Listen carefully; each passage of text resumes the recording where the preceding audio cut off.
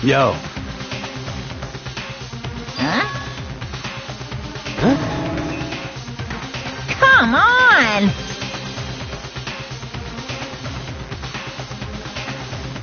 What are you gonna do?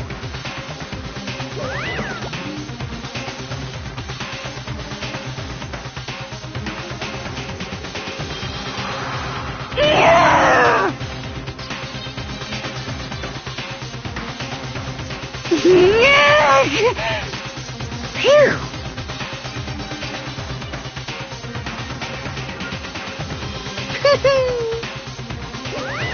Let's go.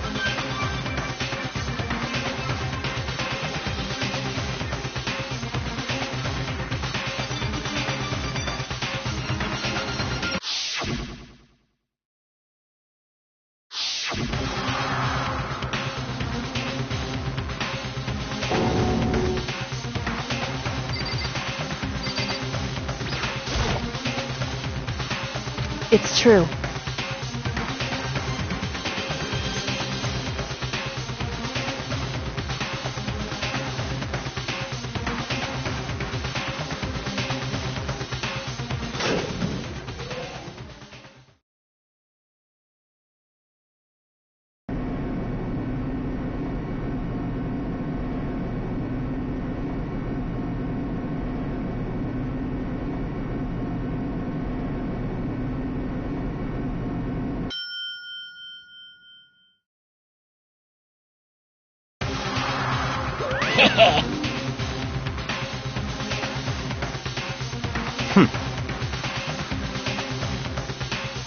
Very nice. Well, thrills, chills, kills!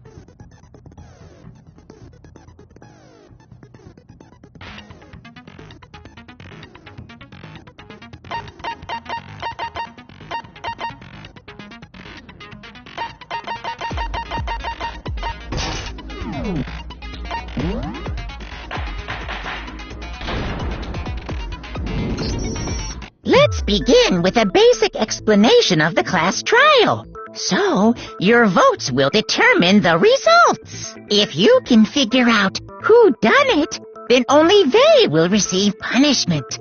But if you pick the wrong one, then I'll punish everyone besides the blackened, and the one that deceived everyone else will graduate. Okay, then. So, first off, let's talk about the murder weapon!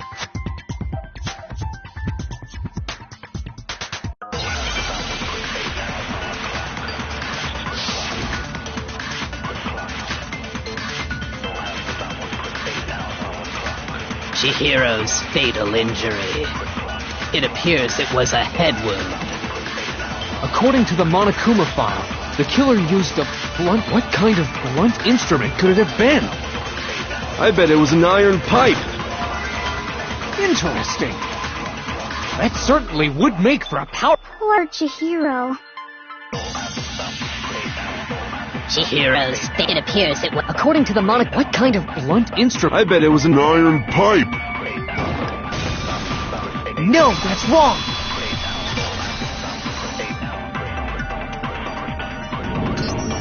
Can we agree that the object that dealt the fatal blow was the dumbbell, found at the scene of the crime? It was covered in blood, and there was nothing else at the scene that could have caused that kind of injury. And the wound on the victim's head is consistent with the shape of the dumbbell. As far as I'm concerned, there's no mistake and no room for doubt on this one. You looked at her head wound? Yay! That's so creepy! If you don't mind, I will proceed from here. Let's move on to discussion of the culprit. Although, I believe the criminal behind this heinous act is already quite clear. What? For real? Chihiro's killer is the fiendish serial killer, Genocide Jack.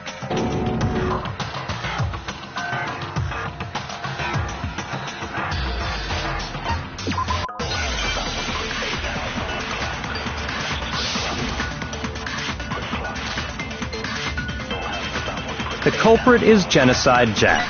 I'm sure of it. Case closed, as far as I'm concerned. But that's impossible!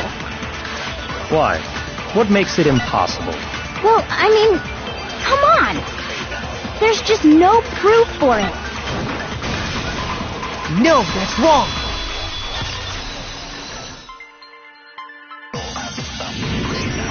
I might know one reason he could be involved. What? I found this file while I was looking around the archive in the library. I guess it's some kind of confidential file the police put together about the Genocide Jack case. What? That's kind of weird as shit, isn't it?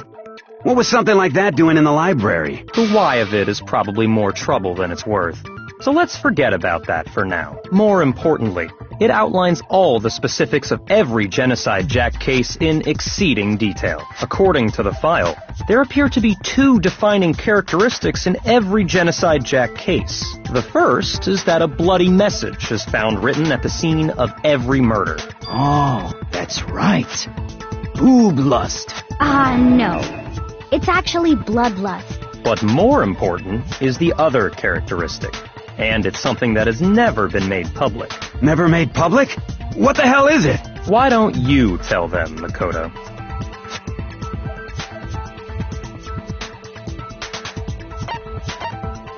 I got it! Apparently, in every Genocide Jack case, the killer suspends the body in a certain way. Other than the killer, the only people who know about this are the higher-ups in the police department. However, Chihiro was most definitely suspended in the same way. So, how did the culprit know about this when only high-level police officials were aware of it? There's only one logical answer I can think of. It's because the culprit in this case is the real Genocide Jack. No fucking way! You're saying Genocide Jack is one of us? Yes, in fact, it's Toko. What? Genocide Jack's true identity is Toko Fukawa. You lie! What?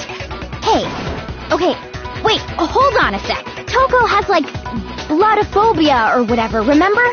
What kind of serial killer is afraid of blood? Is Toko Genocide Jack? The answer is yes and no. Another riddle? Man, why is this gotta be so complicated?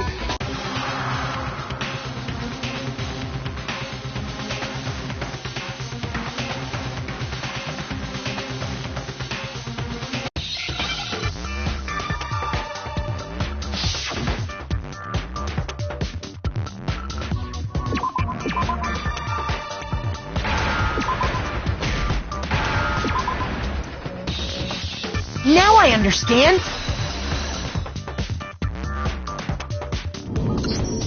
Is it because Genocide Jack has a split personality? Huh? I think I read that somewhere in the file, too. They thought that the suspect might have, what did they call it? Dissociative identity disorder. Oh, okay. But still, to go and say that about Miss Fukawa is... Perfectly acceptable. Toko's strange behavior after seeing the body is proof enough that she has a split personality. I got it! You're talking about how she started acting totally different than usual, right? That's right. Think back.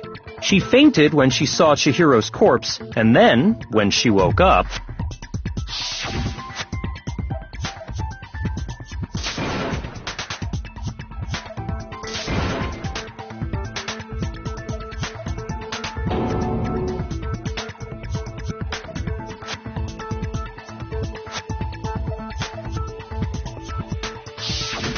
She was acting funny, that's for sure. That melancholy tone of hers completely disappeared. Don't go assigning adjectives to my tone without permission. Not to mention, once she regained consciousness and saw Chihiro's body again, she was utterly calm. In other words, within her is one personality that can handle blood, and one that obviously can. So when Toko trapped herself in her room, it's because she was scared of Genocide Jack?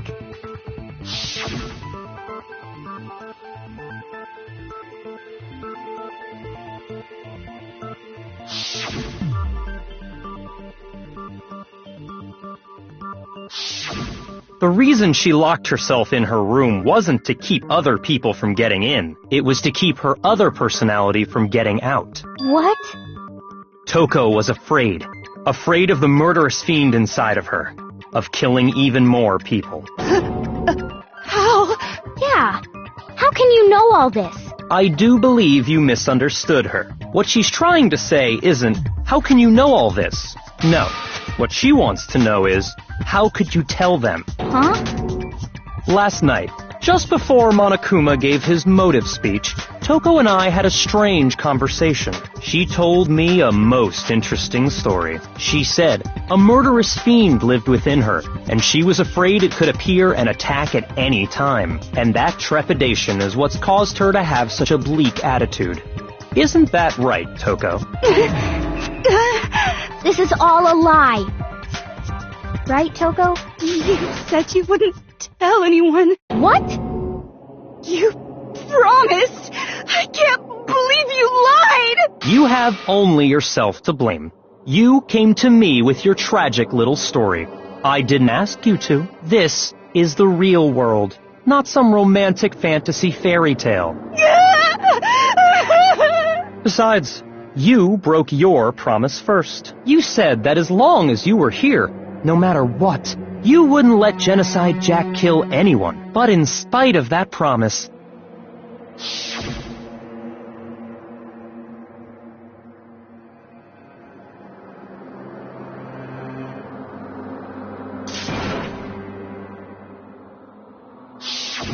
You said if I kept my promise, you would go out with me.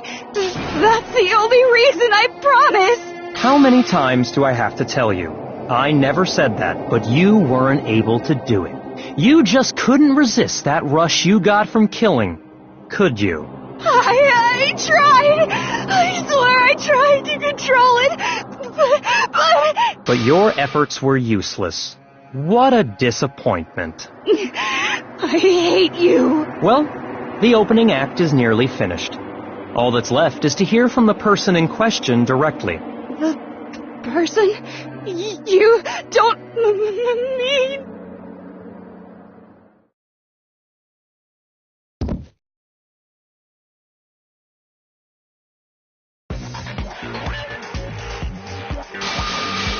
Well, hello there! Is it me you were hoping to see? What the heck? So you figured it out, huh? Well, whatever. What are you gonna do? I'm the ultimate murderous fiend, Genocide Jack! Or better yet, let's go with Genocide Jill! What the fuck is this? Toko, what happened to you? Not Toko. That's a loser name. And what happened is a textbook split personality. So what if one of them happens to be a serial killer? You should turn a blind eye to one's fault. She's so intense. Like they say, sound in murderous mind, sound in murderous body. This one is so different from the one we've come to know. Yes, well, the world is composed of a front and a back, you know. Just like how every inning has a top and a bottom, or how in the depths of every truth lives a little lie. Behind every dark and gloomy soul lives another that shines as bright as the sun!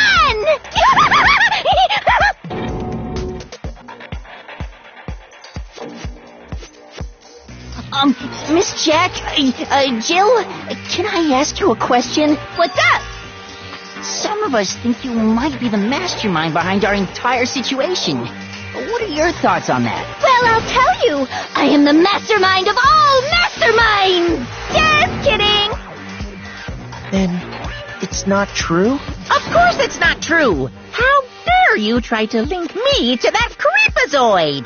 And another thing. The police and government and society in the outside world are totally powerless. I mean, they just let this idiotic, bloodthirsty maniac go buck wild all over town. Sure, I'm a bloodthirsty maniac, but life is pain, right?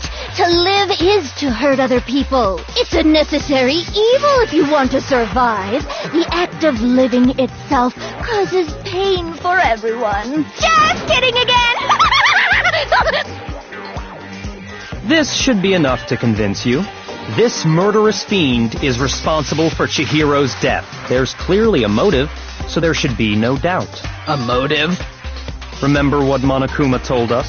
If someone didn't murder and graduate within 24 hours, an embarrassing memory or secret would be revealed. Well, let's assume that Toko's secret was about Genocide Jack. If a secret like that came to light, Toko's life would have undoubtedly been forever ruined. So she had a very clear motive to never have that side of herself exposed. Interesting. Very, very, very interesting. But sorry, as much as I hate to admit it, I'm not the culprit. Huh? But I cannot imagine anyone other than you could murder someone in such a bizarre fashion. Maybe so, but nevertheless, it's the truth. Do you really expect any of us to believe you? Yeah. I could never believe a word you say, you monster!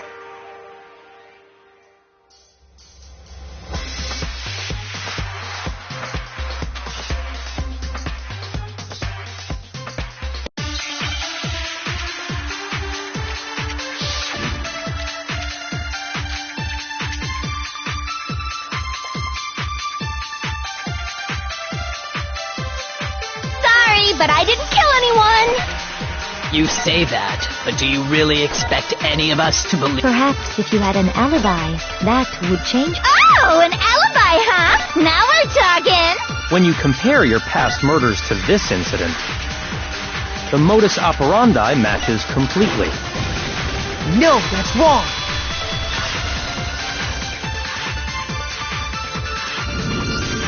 Are the methods of murder really exactly the same?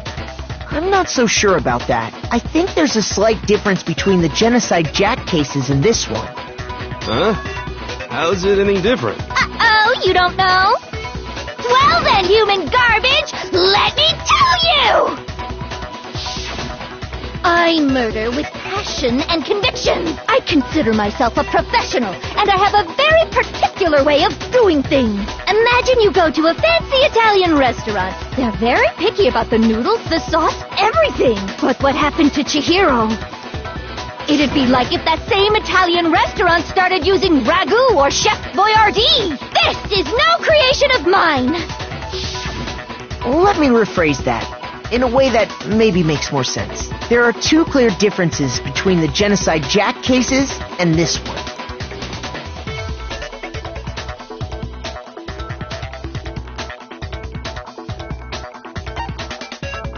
I got it! For one, the cause of death is different. In the Genocide Jack murders, all the victims were killed the same way. According to the case file, they were all apparently killed with a pair of scissors. But Chihiro died from a blow to the head, right? Ah, yes. That is remarkably different from the other murders. Wouldn't it be strange for someone who kills the same way without fail to suddenly change their method? And there's more. One more conflicting detail. That's right. In my recipe of murder, if the bloody message is the tortellini, then the arrangement of the body would be the pesto sauce. Could you please stop comparing killing people to cooking? So, are you saying the other difference has to do with how the body was arranged?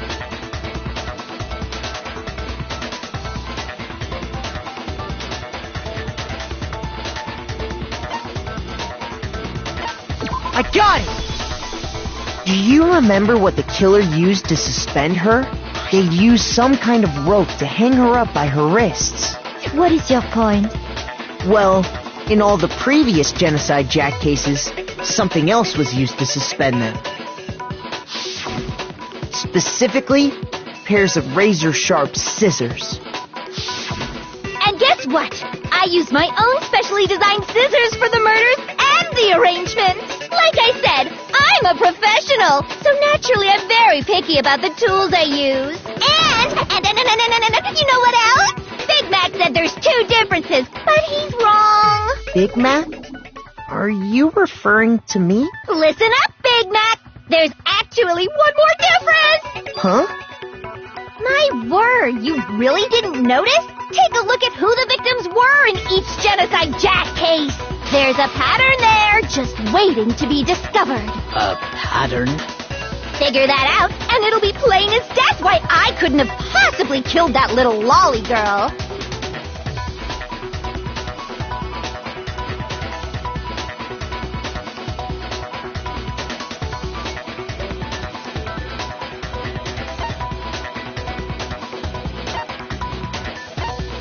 I got it! Is it because Chihiro was a girl? Bingo! Bullseye! Right on the money! What are you talking about? In all the Genocide Jack cases, all the victims had something in common.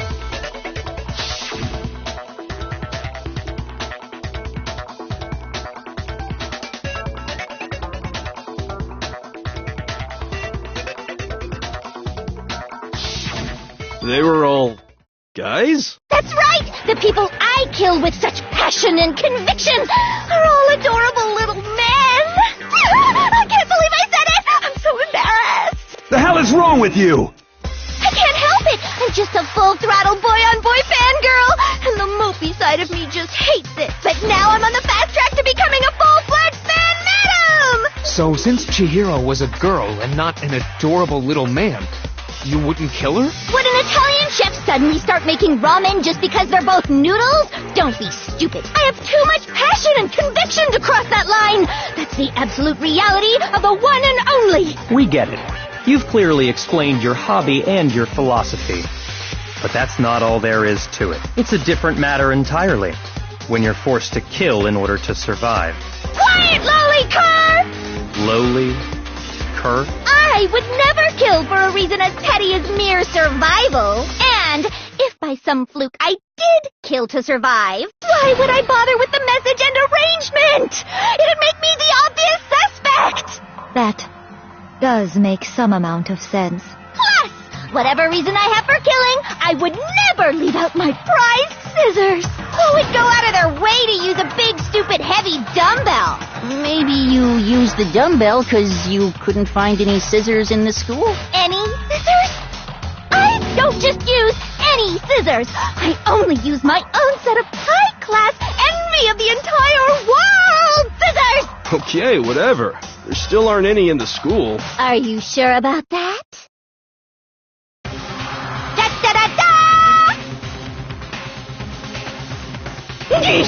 She's fully equipped! That's right! So I can kill anywhere, anytime! Why would I resort to dumbbells or rope when I have my trusty scissors by my side? Go ahead, tell me I'm wrong! You can't, can you, gutter dogs, all of you! Not to mention, I have no clue how to tie a good knot. So rope's totally out of the question anyway! I have no idea what's going on anymore! Could such a heinous villain really be innocent? But the body really was suspended, right? And nobody but the police knew about that. Yeah. That's why we figured it had to be the real deal, and not some copycat killer or whatever.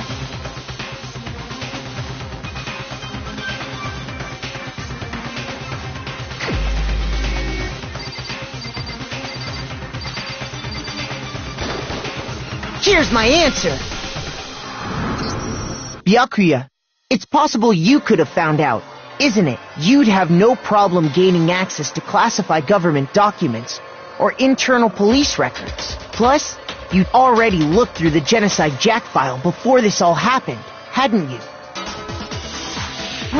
Are you saying Mr. Togami did it? Then the reason he pushed the theory of Genocide Jack being the killer so hard was because he wanted to pin the crime on her. So, he rearranged the scene to disguise it and make it look like I put my stamp on it. The adorable glasses man was behind it all. Oh, I'm on fire! Well, Byakuya, what's your response? I see. So now the suspicion falls on me. Then I must ask, when would you say I began acting suspicious? Surely you must have an answer. Looking back and thinking about it now, the way you were acting right before we discovered the body was a little strange.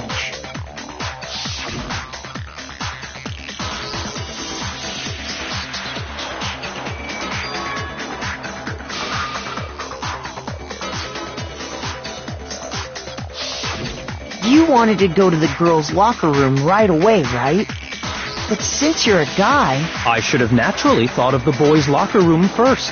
Is that what you want to say? The victim was Chihiro, a girl. Hence why I said we should check the girls' locker room. Nothing strange about that, I'd say. On the contrary, there's something very strange. Okay then, what's so strange about it? Go ahead, share with the rest of the class.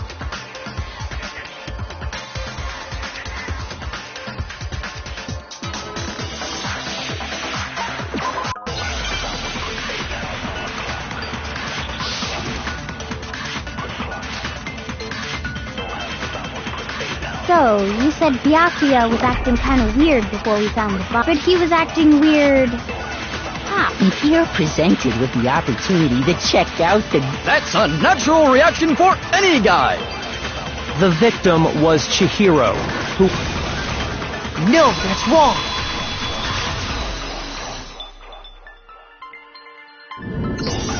I'll tell you what's so strange about that. Because up until we actually discovered the body, we couldn't have known who the victim was. So your claim that you went to the girls' locker room first because Chihiro was the victim doesn't hold up. I see. That's a good answer, I must admit. Interesting. Very interesting indeed. But your reasoning is still too weak. Huh? What's wrong? Is that it? Surely you've got more than that. Go ahead. Show us.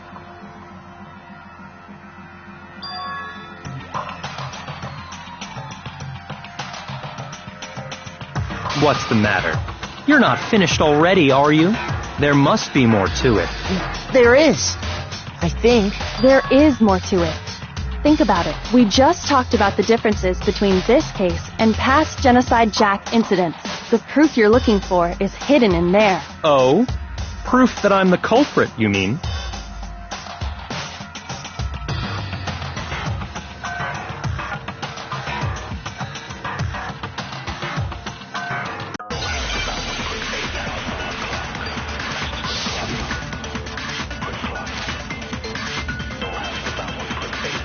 The difference between the cases? You want me to explain it again? When I want to kill, I use my very own special scissors. And I use those same scissors to arrange the body. But Chihiro was suspended with... It was some kind of rope. Was it not? That's right! It absolutely was! Then there must be something very fishy indeed. Hey, Byakuya, where'd you get it from, huh? I'd never seen that rope before in my life. Obviously, somebody else must have had it hidden away somewhere. What? The difference between... You want me to explain? When I want to kill, and I use those same scissors... But Chihiro was... It was some kind of... That's right! Then there must be something very fishy indeed. Hey, Byakuya, where'd you get it from, huh? I'd never seen that rope before in my life. No, that's wrong!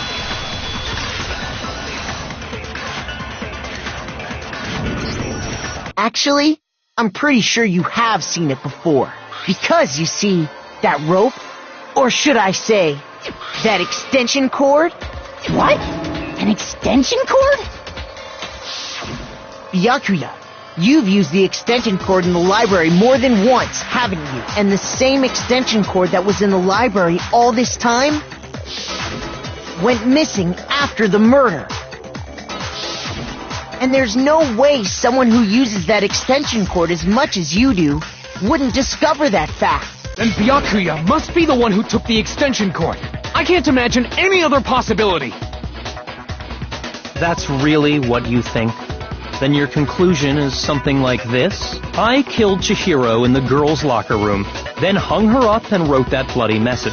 I intentionally made it look like Genocide Jack was behind it. Is that about right?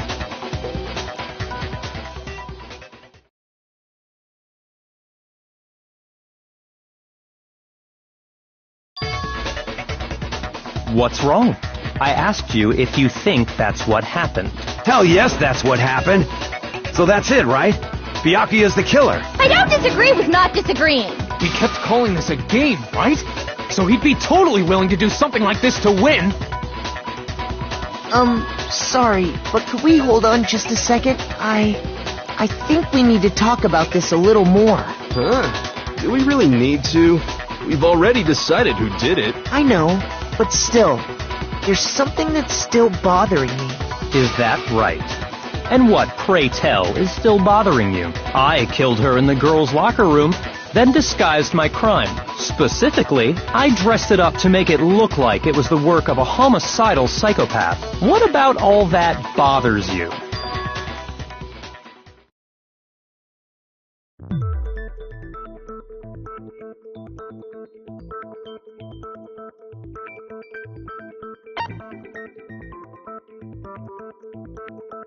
I got it! You say you killed Chihiro in the girls' locker room, right? But are you sure about that? Isn't it possible that the murder took place somewhere else? How disappointing. What kind of question is that? Even in the world of disappointments, this is a true letdown. She was found dead in the girls' locker room. There is absolutely no question about that. How could the scene of the crime have been anywhere else? Well, I think it's entirely possible that she was killed somewhere else, then carried there later, along with the rest of the murder scene. The rest of the murder scene? That was awfully specific. Please tell me you have a reason for saying all of that. I believe I do.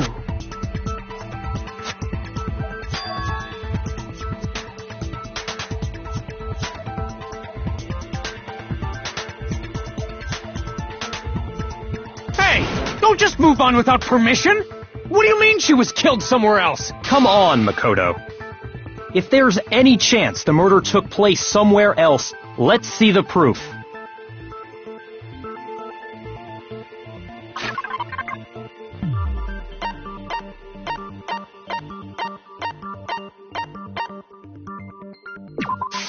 I got it! The proof that she was killed somewhere else is the poster that's hanging in each locker room. Your proof is some posters? The poster in the girls' locker room was a picture of a big-boobed supermodel.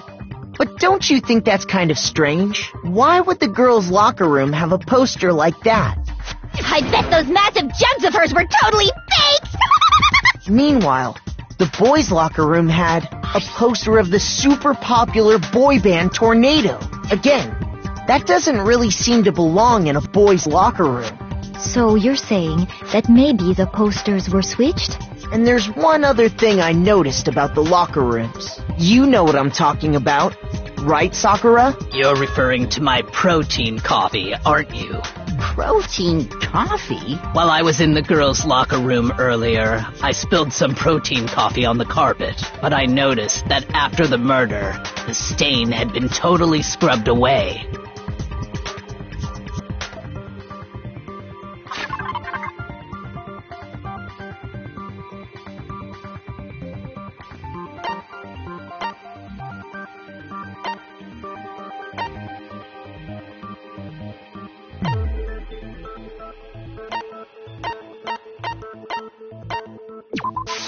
I got it! The stain on the girls' locker room carpet wasn't scrubbed away. In fact, I found it on the boys' locker room carpet. That's definitely the stain from my protein coffee. Then, does that mean that the carpets were switched too? But why would anyone do that? To move the murder scene from one locker room to the other. It's certainly plausible, don't you think? What? In other words, in order to completely swap the scene of the crime, the blood-stained poster and carpet were moved along with the dead body. By doing this, the killer was able to change the entire room where the murder took place. I can certainly follow your reasoning, but why would the culprit bother doing that? Huh? Why would they go through all that trouble of switching the scene of the crime? Actually, an even bigger question. If the murder did take place in the boys' locker room, then how did Chihiro get in the boys' locker room in the first place? To get into the locker rooms, you have to swipe your e-handbook across the card reader device. But Chihiro's handbook should have only allowed her access to the girls' locker room. She had no way to get into the boys' locker room to begin with. No, she did have a way, and I can tell you what it was. I highly doubt that. Shut up! I'm telling you, I know how she could have done it.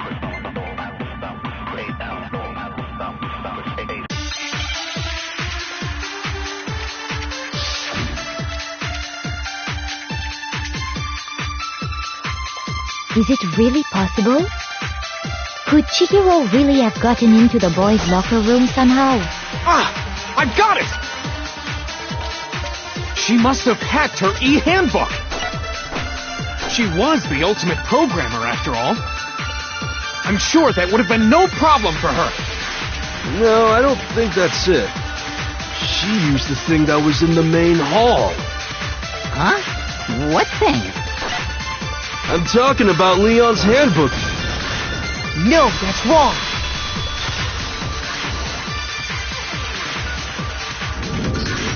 No, I don't think Chihiro used Leon's handbook. Why not? Because Leon's handbook was broken. Oh. Well, then, yeah, I guess that'd be pretty impossible, huh? I am struck silent by how quickly you gave up. Plus, isn't there a regulation against using someone else's handbook? Actually, the rule states that loaning your handbook is prohibited. It says nothing about borrowing one. In other words, you could borrow a dead person's handbook all you want, and you'd be safe. Yup, yup, yup! Hit the nail square on the noggin! Of course, if it were broken, that wouldn't make any sense anyway. So then, she must have hacked hers, like I said. She used her ultimate programmer skills and...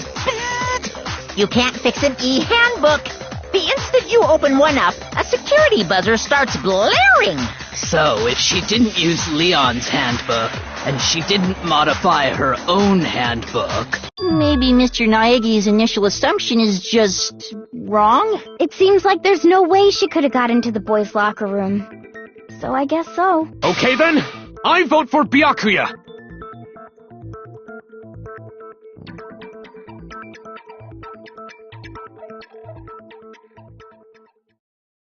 Hold on a second. I agree with you, though. I think you're on the right track. What the... You finally decide to open your mouth and that's what you've got to say? There's no way she could get in the boys' locker room, right? So... Why are you so sure she couldn't get in? There's still one other way she could have gained access. What? What are you talking about? What other way is there? Well, to explain that, why don't we take a little break from the trial? I'd like you all to come see something. Wait!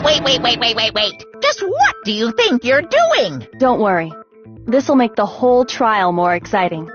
I'm sure that thought must please you. Huh? It'll make things more exciting? Well, all right then. I declare an official class trial recess. Huh? For real? Now then, what is it you want to show us? It better not be boring or I'll be very unhappy. Oh, I have no doubt it'll meet your lofty expectations. So, shall we go?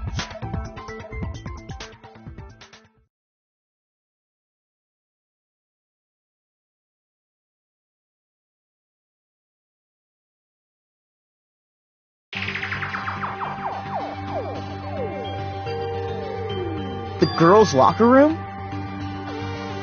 We've already searched this place top to bottom! What are you trying to pull, Missy? I'd like you to examine the victim's body one more time. Be sure to examine the entire body very carefully. Take your time. Examine her carefully? Like using our hands? No way! It's probably best if I don't run my hands all over a girl's dead body. It's not that I'm creeped out or anything, it's just... based on religious grounds, you know? Very well. I'll do it. But you're a girl. You shouldn't have to touch a dead body. Just let one of the boys do it. No, it's okay. I think Chihiro would rather have a girl examine her. So just leave this to me. Sakura... What is this? Some kind of secret girl-on-girl action? Is that what you two are about? That's not it at all. Stop screwing around. Okay, here I go. I'm sorry, Chihiro. Please excuse the intrusion. Be sure to check her entire body, and I believe we will solve this particular mystery. Her entire body? I know you say that, but... What? This is... What is this... What is it? Not possible. It's not possible. This girl is what? Is a boy! Ah, I see. So she was actually a he. Interesting. Thank you for confirming this fact. What? You're joking, right? I wouldn't joke about this. Then it's really true? Chihiro was a guy? Oh, what, you guys didn't know? Heck, I knew that right off the bat. Chihiro Fujisaki was totally a guy. Then he was a cross-dresser? Oh, then I'm really on fire! I wish I had killed him! So that's what Kyoko wanted to show everyone, huh? Interesting. Yes, that certainly does make things much more exciting. Now let's ride this wave of excitement back to the courtroom and get back to the trial. Ahem. I do apologize for keeping you waiting. Now then, let's resume the class trial. We've all just learned of the shocking revelation that Chihiro was actually a boy. Let's pick up from there. Yes, well, I don't know his reason for hiding it, but the fact is, Chihiro was not a girl, but a boy. And because the victim was male, he would have had no problem gaining access to the boys' locker room. Assuming his handbook did, in fact, list his gender as male, then yes, that would be true. Of course his handbook said he was a boy.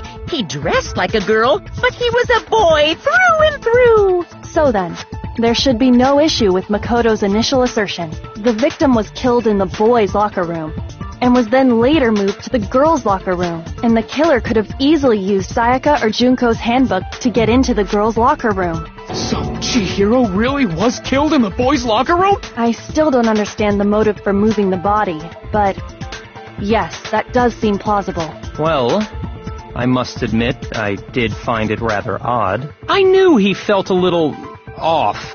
There was a certain incongruity to his female body. This is a most titillating situation! So now everything has been connected.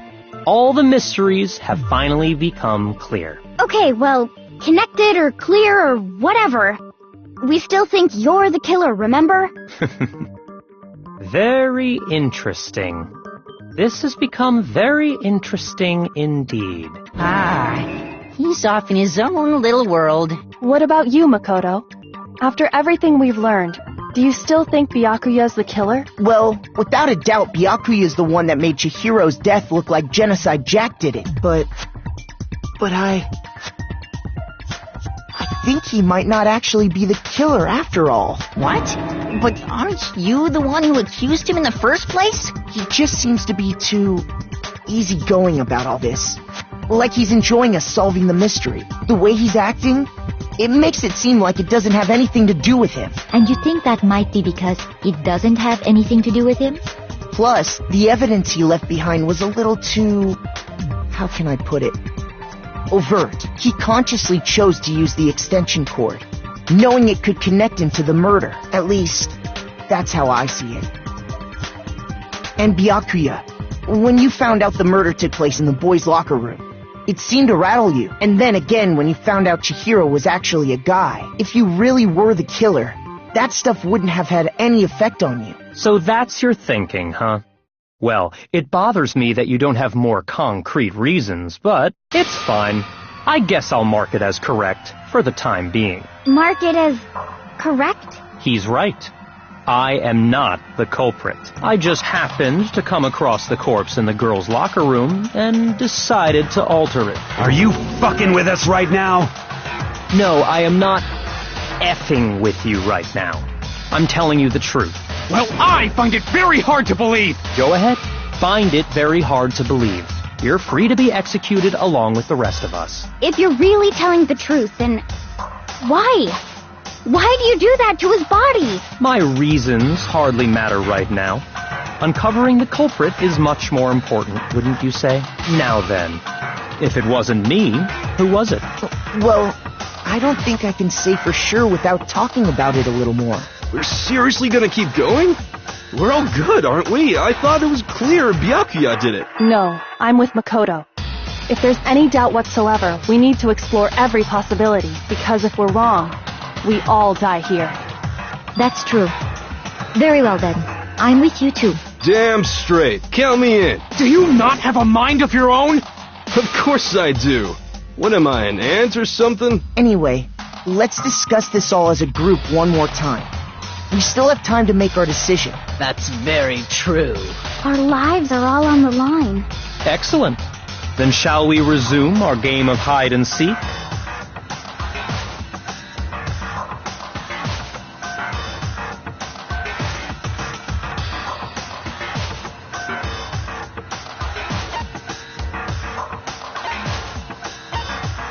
I got it!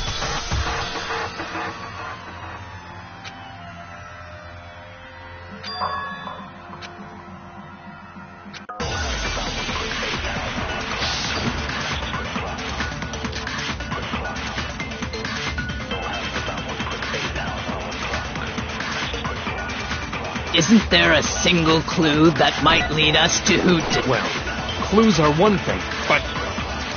Did nobody get a look at the killer?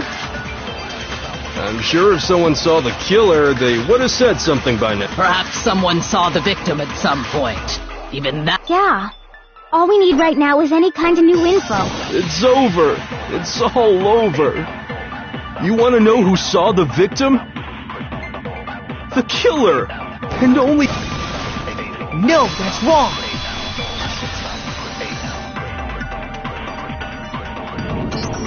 I believe someone else did see the victim before he was murdered. What do you think, Celeste? Now that you mention it, yes, I did see him. Huh? Really? Oh, but I suppose only Makoto knows about this. The rest of you had no idea, did you?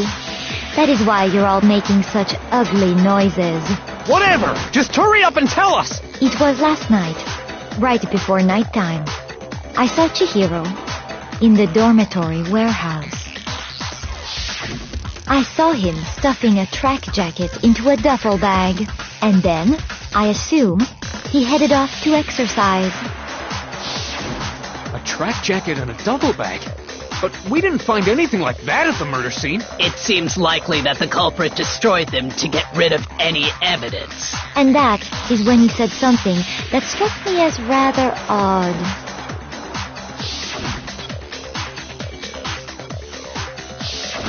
Chihiro told me he was in a hurry. But why would he be in a hurry?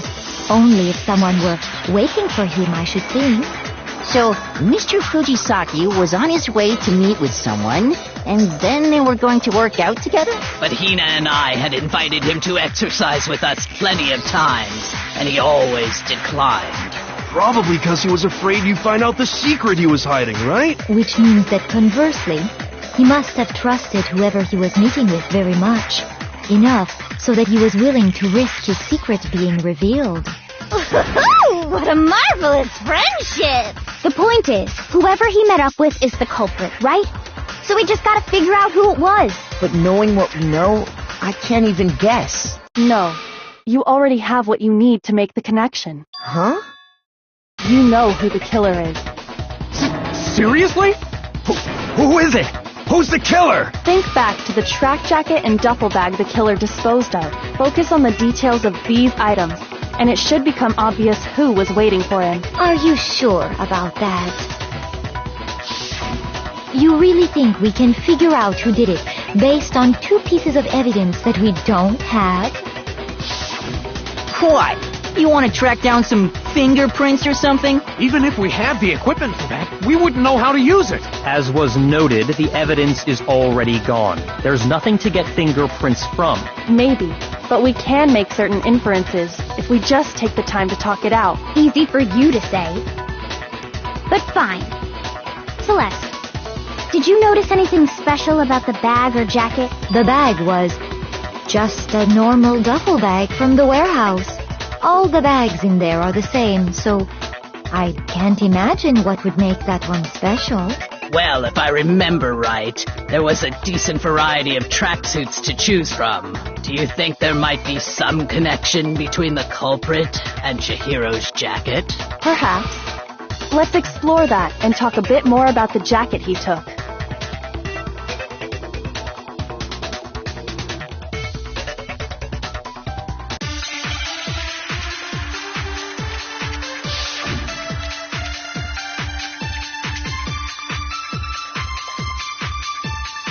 First of all, we know where Chihiro was headed.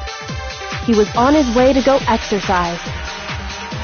So next we have to ask, why did he choose the specific tracksuit that he did? What do you mean, the specific tracksuit? I got it! He picked that tracksuit because it matched the one the culprit was wearing. So, what you're saying is, the killer was wearing the same blue tracksuit as him? My tracksuit is black.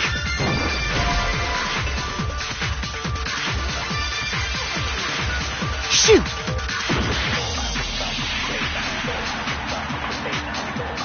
First of all, we know he was on his way to go, so next we have, why did he choose? What do you mean, the... I got it! He picked that, it matched the one the culprit was wearing. So, what you're saying is, the killer was wearing the same blue tracksuit as him? My tracksuit is black. I don't even have a tracksuit. 'Cause exercising sucks. I have a white tracksuit personally. I got it from the warehouse, if you must know. Did any of that really help us get any closer to figuring out who the culprit? No way. Not a chance. First of all, he was on his way to, so next we have, why did he choose? What do you mean, the... I got it! It matched the one that... So, what you're saying, the killer was wearing the same blue... No, that's wrong.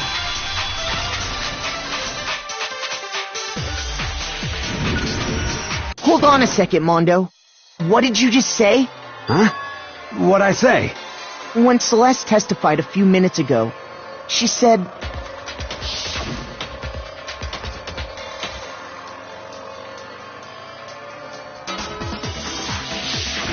She never said anything about the jacket's color. So why did you say Chihiro's blue tracksuit? What are you... You just...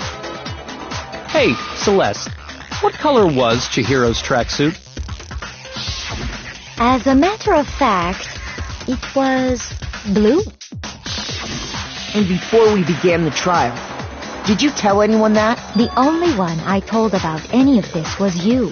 Then, Mondo, how did you know what color Chihiro's tracksuit was? Well, because I'm sure he saw the clothes at some point in the investigation. No, that can't be it. The bag and clothes were surely disposed of by the time we began our investigation. Then the only reason he could have known what color the tracksuit was is if he saw Cherry with it before he died. That's the only possibility. Cherry? Are you talking about Chihiro? So, how about it? Did you see the tracksuit or didn't you? Just by chance. I just happened to see it last night. He walked past me, and he was carrying the tracksuit in his hands. No, that can't be it either. According to Celeste's testimony,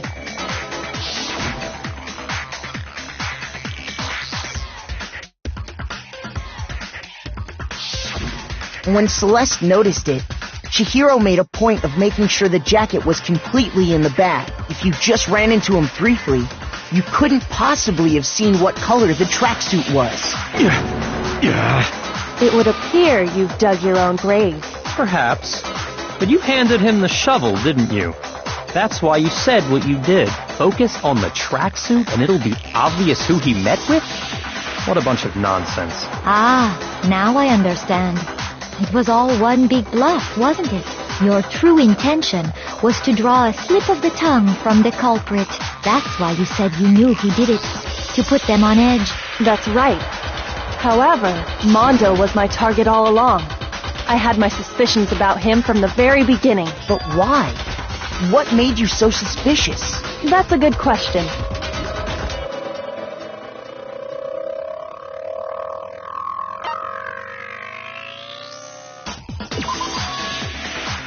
There was a certain turning point that tipped me off. Maybe you didn't notice it, Mondo, but you tend to refer to men and women differently. You only call guys dude. For girls, it's chick. And after he was killed, you happened to refer to him as dude. Once I picked up on that, it occurred to me that Mondo knew something we didn't. You noticed such a tiny detail? Are you a witch? She's a witch! You're positively frightful! No, I'm not the frightful one. Not nearly as frightful as someone capable of murdering a friend. Mondo, was it really you? Did you really kill Chihiro? I didn't kill anyone! You've been all over me, judging everything I say, putting words in my mouth. What gives you the right to treat me like a goddamn criminal? Yeah! He would never do something like that! This is a false accusation! It's true. My reasoning on that is pretty shaky. That was fast. Well, this does present us with a problem. It seems we are all out of leads. My time has nearly come. That's what my little ghost friend is telling me. Oh yeah, that reminds me. Hifumi, weren't you telling me you found some evidence? Really? What kind of evidence? Actually, now that I'm thinking about it here calmly, it might not be all that relevant. Jeez, does your confidence just get up and walk away? It's fine, man. Just tell us. If you really insist, then, here it is. What do you have there? It happens to be an e-handbook. I found it laying on the ground, so I scooped it up.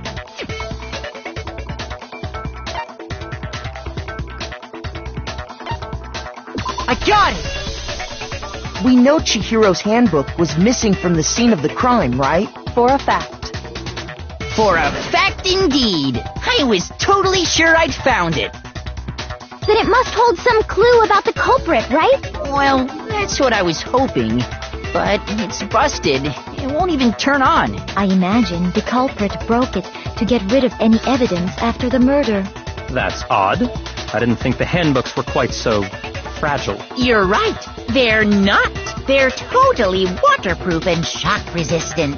It would take an awful lot to break one. And yet, this one does appear to be broken, as is Leon's, sitting useless in the main hall. For all your confidence, that is a remarkably high failure rate. Do you think there might be some kind of mystery in there somewhere? How precisely did the handbooks get broken? I got it! You already told us before that the handbook has one weak point, didn't you? Yeah! You remember that? Sure, maybe I let that slip. But I never told anyone what the weak point actually was. But if the handbook is supposed to never break, and two of them broke in quick succession, then we can only assume that someone's figured out its weakness. You know what the weakness is, right, Monokuma? So, what is it? Huh? You're asking me? I think it's a necessary piece of information if you want this to be a fair trial. But if I tell you, and someone else decides to copy it, that would be very not good. Just tell us already. Why would we want to break our own handbooks? Oh well, I have a weakness for pushy demands. But you're sure you won't follow their example? Then allow me to make a special announcement.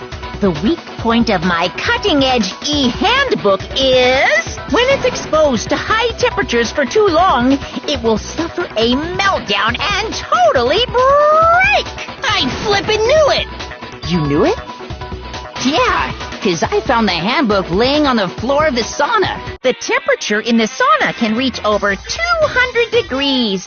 Strange how you don't get burnt, huh? It's because as your sweat evaporates, it creates a cooling layer of air around your skin. If the hot air of the sauna were somehow pushed directly onto your skin, you'd definitely get fried. That layer of air would get blown away. That's why you may feel a burning when you move around. So when you're in a sauna, make sure to keep nice and still. Wow, interesting. I learned one new fact today. That is a mere trifling speck of knowledge. Anyway, if you found the victim's handbook in the sauna, then the killer must have been purposely trying to raise its temperature in order to break it. Meaning the culprit somehow knew its weakness. But how'd they find out? Monokuma said he didn't tell anyone, right? Indeed. Quite the mystery. What if they found out by accident? What do you mean by accident? What if the killer took their own handbook into the sauna, not knowing its weakness, and it broke? They'd realize it was broken, of course, and it wouldn't be hard to figure out why. And once they had Chihiro's handbook, they knew they had an easy way to dispose of it. I won't say it's not possible, but who would have done something like that? I don't know of anyone who took their handbook into the sauna. I might know someone who did. Whoa! Seriously? I think the one who may have taken their handbook into the sauna was...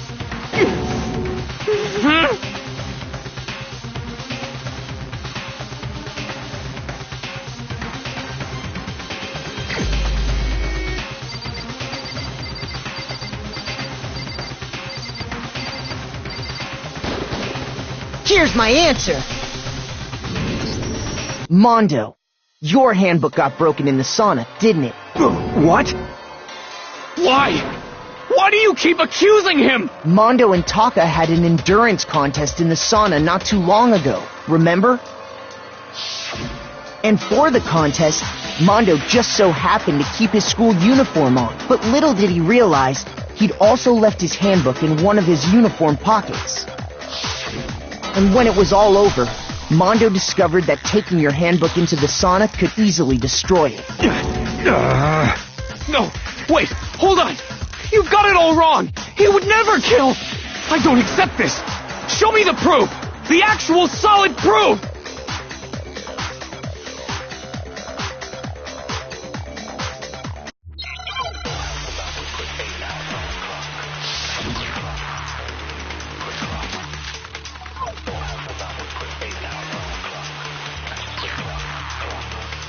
Let's test Makoto's assertion.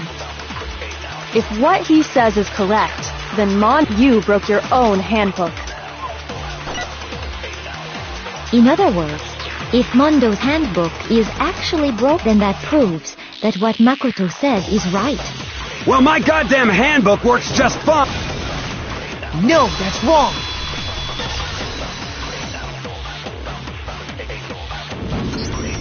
Mondo, the handbook you have right now, is it really yours? The fuck is that supposed to mean?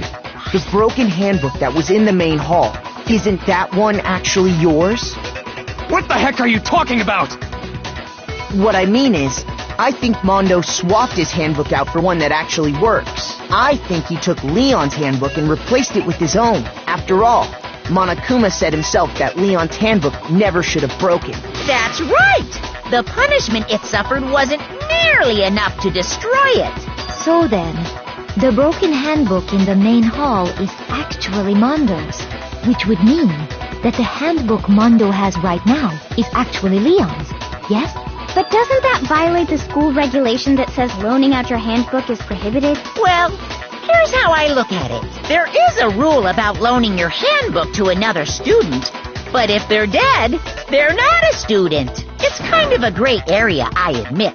But no worries. If anything, it just makes things more interesting. As such, I decree that exchanging handbooks with a corpse is not a violation of the rules. Well, Mondo, if I'm wrong about this, you're welcome to say so. I'm happy to admit I made a mistake, but... Son of a bitch. What's wrong, bro? Come on! Tell him he's wrong! You are wrong! You have to be wrong! Everything you just said is wrong! You made it all up! Okay, then why don't we look back on this case one more time, from the beginning. That way, everything will become clear, and we'll all see if I was right or wrong.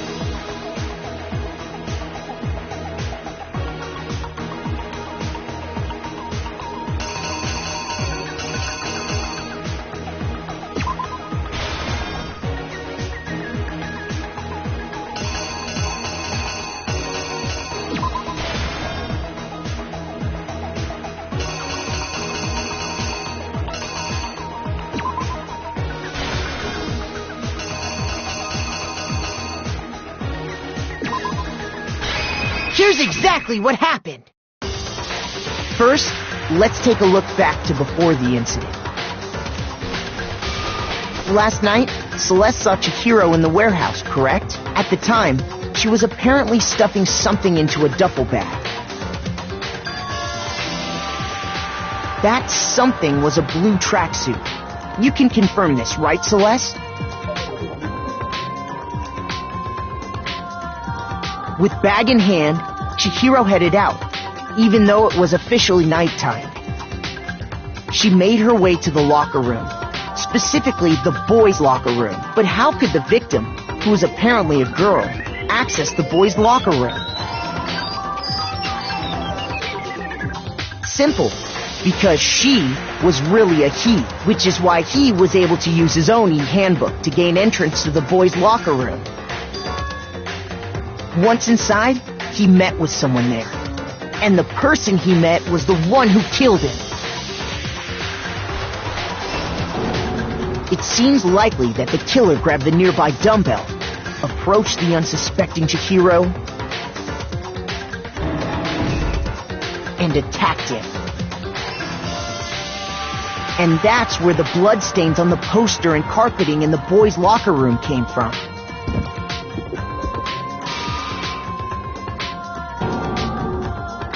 It was likely in the heat of the moment. The body was arranged, but the murder itself felt unplanned. Which is why the killer hurried to try and hide the act. First, pulling up the bloodstained carpet, then removing the bloody poster, and finally carrying the corpse into the girls' locker room.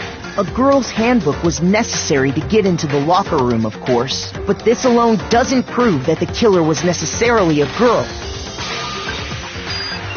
After all, Sayaka and Junko's handbooks had been placed in the main hall. Using one of those, a boy could get into the girls' locker room without much problem.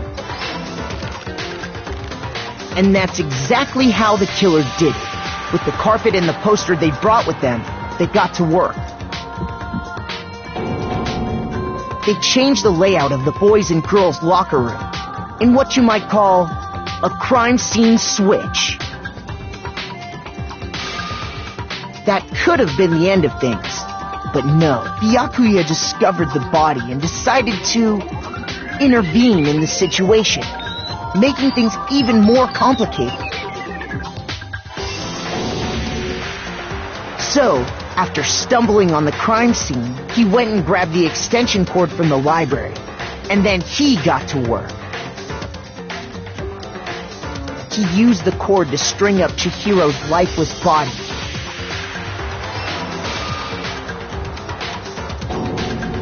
Then, using the victim's own blood, he left a grisly message there at the scene of the crime. He wanted to create the illusion that Genocide Jack was responsible for the slaughter.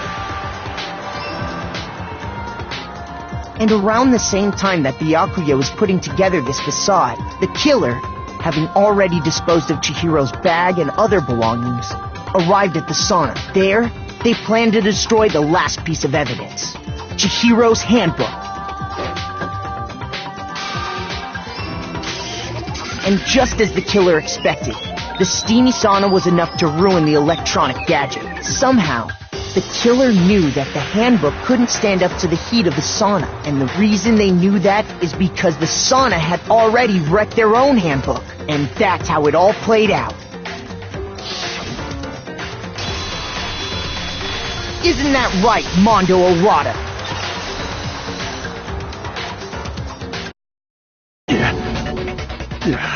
Wait!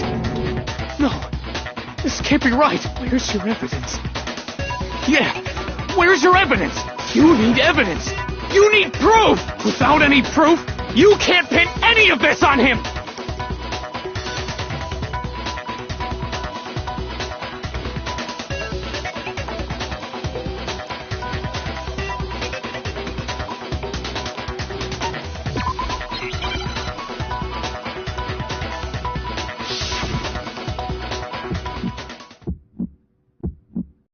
Show me some evidence! You're wrong! I won't listen! I refute you! False! Show me some evidence! I won't listen! False! I refuse to vote! Show me some evidence! You're wrong! I won't listen! I refute you! False! Show me some evidence! I won't listen! False! You're corrupt! I refuse to vote! I refute you! False! You're corrupt! Show me some evidence! I won't listen! I refuse to vote! Show me some evidence! This should prove it!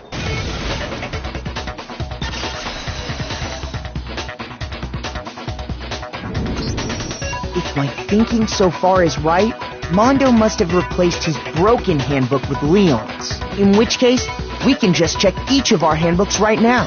Once we do that, We don't gotta do that. Huh? Yeah, I did it. I killed him.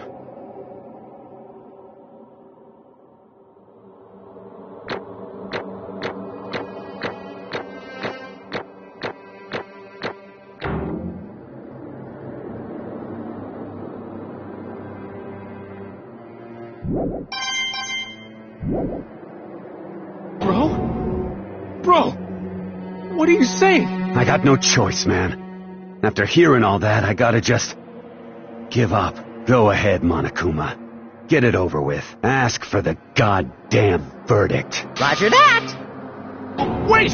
Hold on! No waiting! No holding on! Time for the moment we've all been waiting for! Grab your lever and give it a yank! Who will you elect as the Blackened this time around? Will you make the right choice? or the dreadfully wrong one? What's it gonna be? What's it gonna be?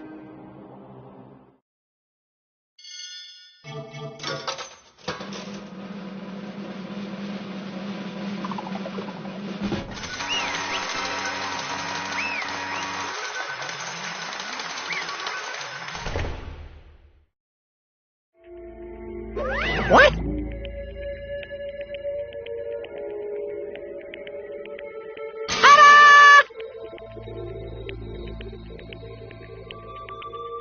Unbelievable.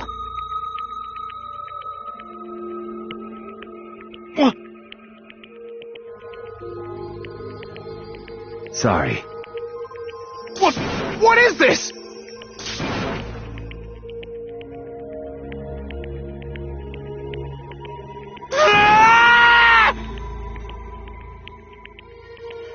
Now then.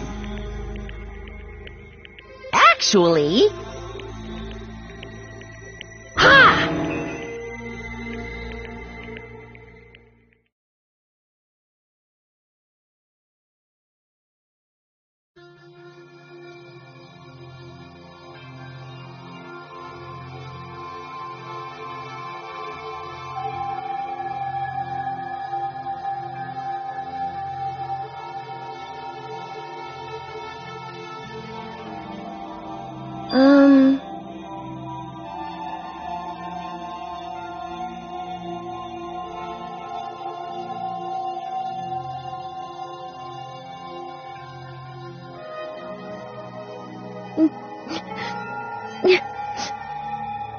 Weak.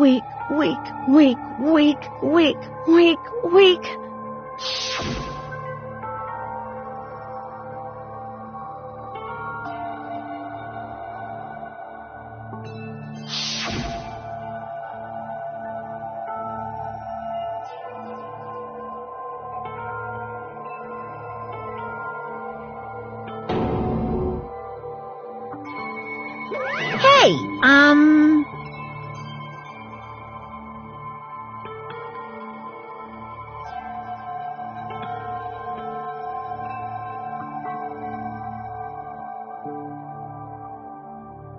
What?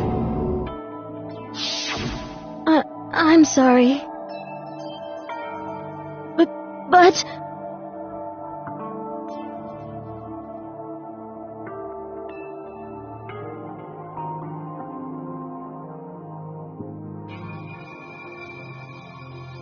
That's right. I want to change.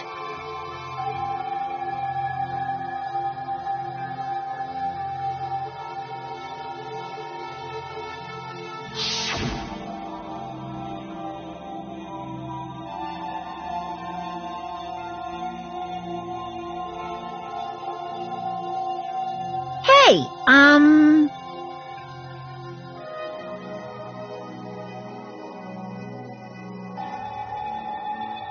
Yeah, that's right.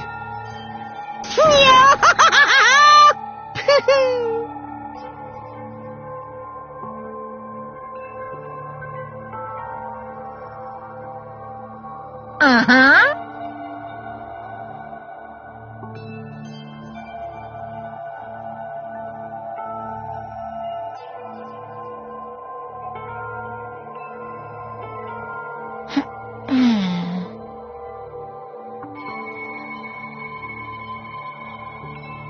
Correct.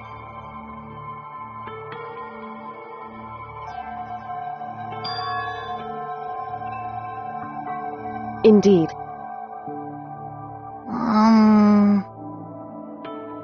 Certainly.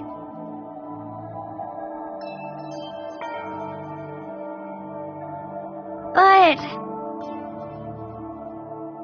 Because...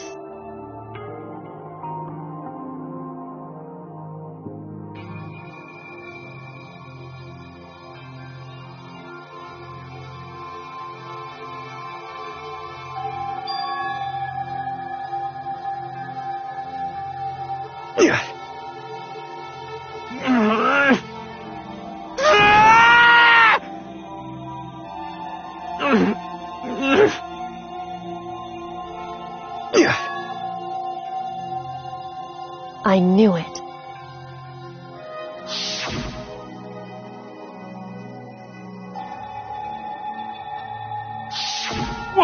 What is this?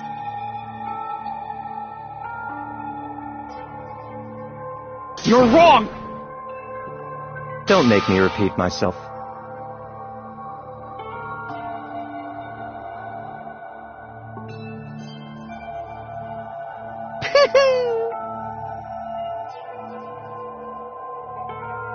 Hey,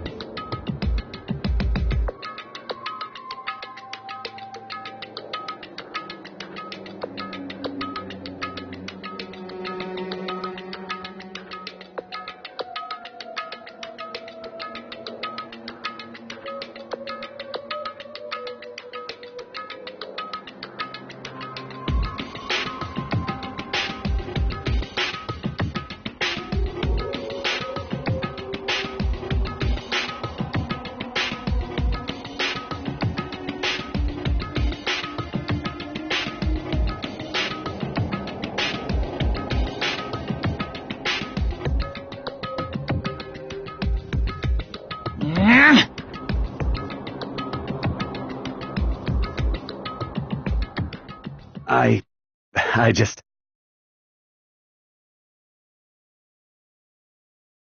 Don't fuck with me!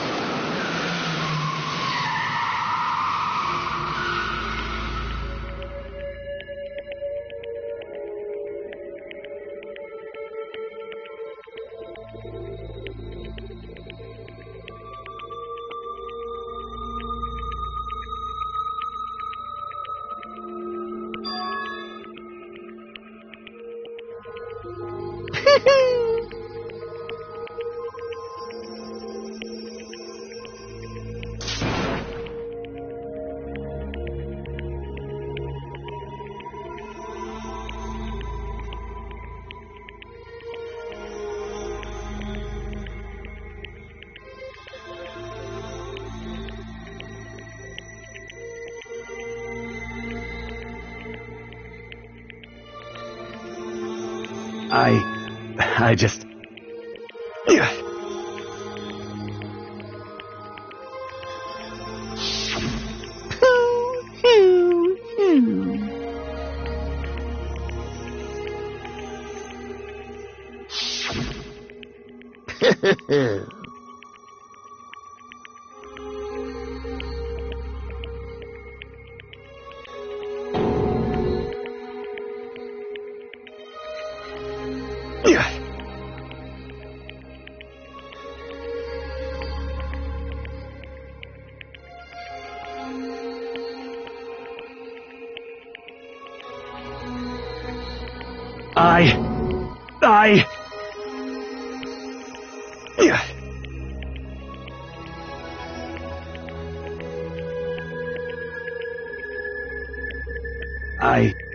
I just...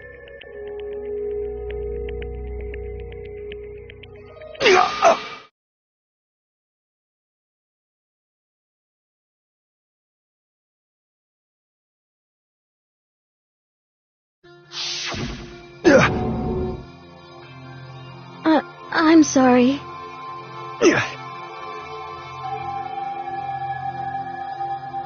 Huh?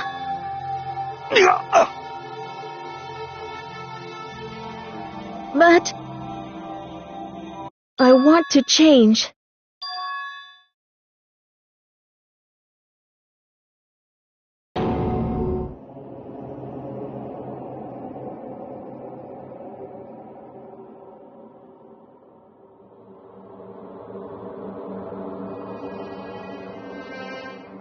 You piece of... What? What? Huh?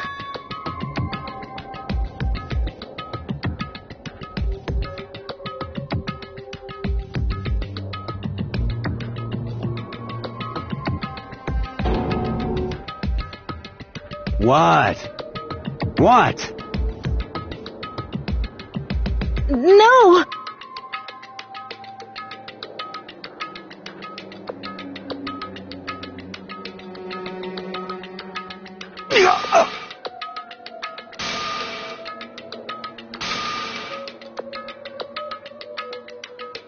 What's wrong? Damn you! I just wanted to... Yeah, that's right.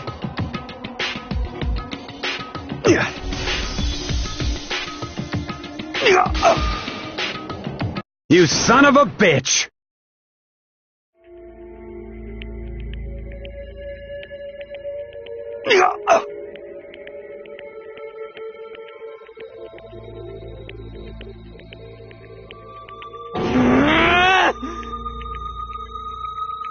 I killed him. I killed Chihiro. Even after all this time, I'm still just as weak as I've always been. And thanks to that, I did something I can never take back.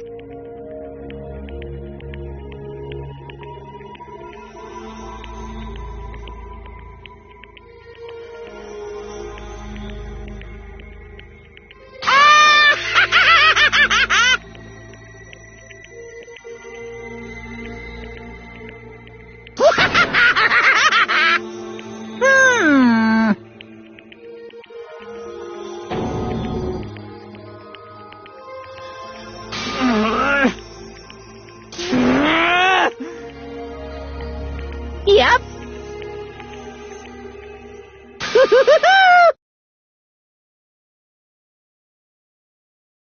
It can't be.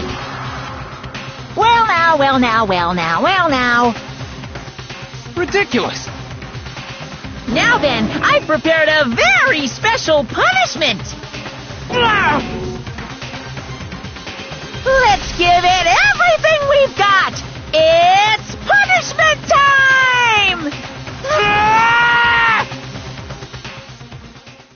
Sorry, man. I couldn't keep the promise we made. From one man to another.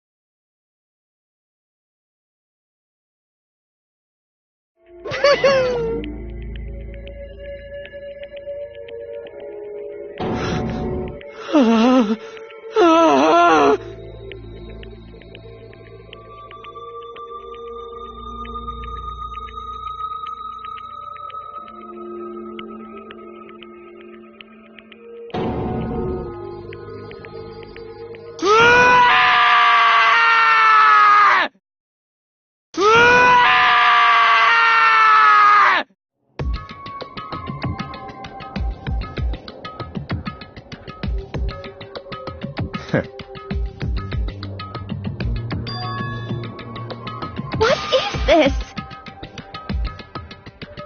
Naturally. Hey. However... What?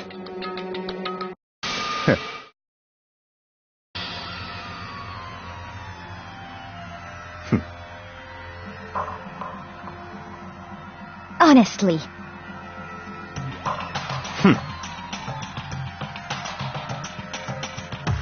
There is nothing to be done.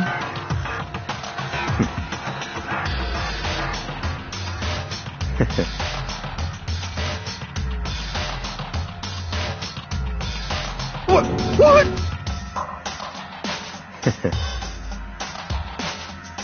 Well...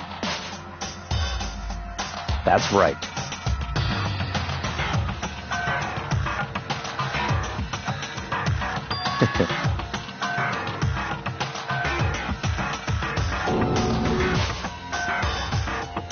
I see.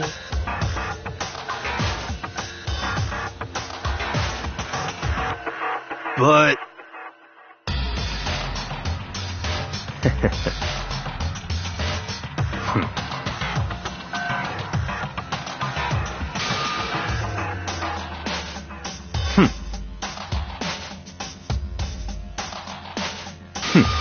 Interesting. Correct. Indeed. Hey. What's this? You...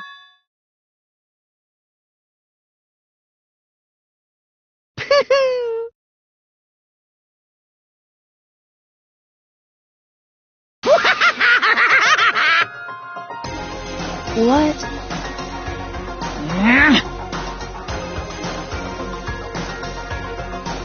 Damn.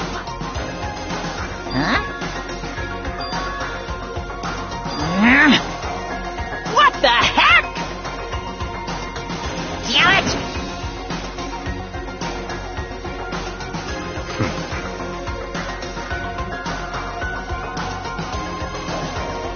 Ooh, how exciting! That's enough.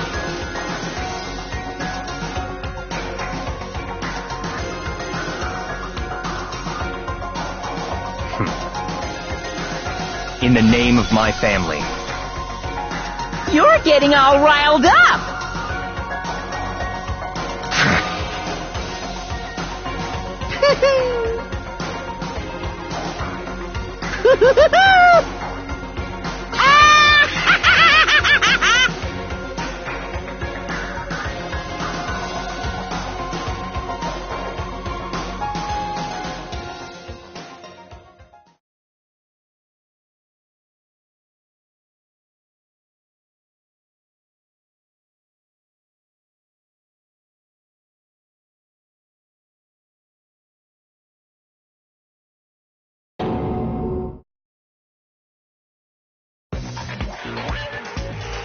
Well, anyway, like I was saying, this is a pretty good spot.